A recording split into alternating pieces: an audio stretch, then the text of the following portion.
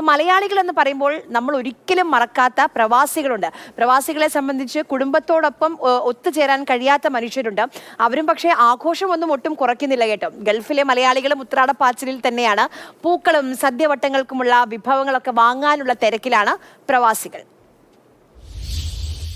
ഗൾഫിൽ ഉത്രാടപ്പാച്ചിലിന്റെ തിരക്ക് തുടങ്ങുന്നതേ ഉള്ളൂ. വർക്കിംഗ് ഡേ ആണ്. അതുകൊണ്ട് തന്നെ ഉച്ചവരെയും അല്ലെങ്കിൽ ചിലപ്പോൾ വൈകുന്നേരം വരെയൊക്കെ ജോലി ചെയ്തതിന് ശേഷമായിരിക്കും കൂടുതൽ ആളുകൾ ഇവിടെ എത്തി ഓണത്തിന് വേണ്ടിയിട്ടുള്ള വിഭവങ്ങളൊക്കെ ശേഖരിക്കുക. ഏതായാലും രാവിലെ മുതൽ തിരക്കുണ്ട്. പ്രധാനമായും തിരക്ക് അനുഭവപ്പെടുന്നത് പൂക്കൾ വാങ്ങാനും അതോടൊപ്പം തന്നെ ഇതുപോലുള്ള പച്ചക്കറികൾ സദ്യവട്ടങ്ങൾ ഒരുക്കാനുള്ള വിഭവങ്ങൾ അത് ശേഖരിക്കാനാണ് ഏറ്റവും വലിയ തിരക്ക് ഇപ്പോൾ.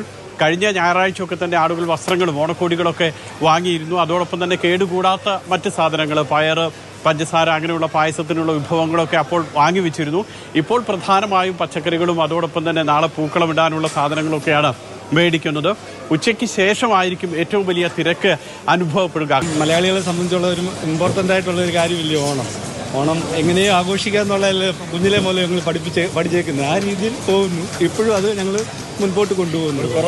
ഒരു കുറവും എല്ലാ സാധനങ്ങളും പൂക്കളിൽ നിന്ന് തുടങ്ങി ഇനി കുറേശ്ശെ പച്ചക്കറിയിലേക്ക് കടക്കണം.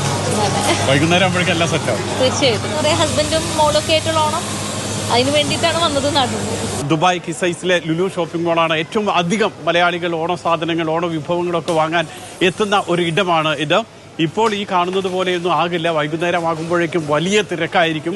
മലയാളികളെ കൊണ്ട് നിറയും പല ഷോപ്പിംഗ് മാളുകളും. പൂർണ്ണമായ അർത്ഥത്തിൽ തന്നെ മലയാളികൾ കീഴടക്കുകയും ചെയ്യും. ഏതായാലും ഓണം ആഘോഷിക്കാൻ വേണ്ടി മാത്രമായി നാട്ടിൽ നിന്ന് വന്നവരുണ്ട്. കാരണം പ്രിയപ്പെട്ട ആളുകളിൽ പലരും ഇവിടെ ആയതുകൊണ്ട് തന്നെ പലരും ഓണം ആഘോഷിക്കാൻ വേണ്ടി മാത്രമായി ഇങ്ങോട്ട് വന്നിട്ടുണ്ട്. പലയിടത്തു നിന്നുമുള്ള വിഭവങ്ങൾ. ഇപ്പോൾ വാഴയിലൊക്കെ നമുക്ക് തോന്നും എങ്ങനെയാണ് ഗൾഫ് രാജ്യങ്ങളിൽ വാഴയില കിട്ടുക. വാഴയില അതോടൊപ്പം തന്നെ മറ്റ് ഓട്ടുരുളി, എണ്ണ എല്ലാം ഓണം ആഘോഷിക്കാനുള്ള എല്ലാം സജ്ജമായി കഴിഞ്ഞു. അതിനുള്ള ആളുകളും ഇവിടെ എത്തിക്കൊണ്ടിരിക്കുകയാണ്. രാത്രിയാകുമ്പോഴേക്കും നമുക്ക് അടുത്ത കാഴ്ച കാണാം. ദുബായ് കിസൈസിൽ നിന്നും മുഷീർ കൊടിയിലൊപ്പം സുരേഷ് പള്ളിമുറ്റം, മാതൃഭൂമി.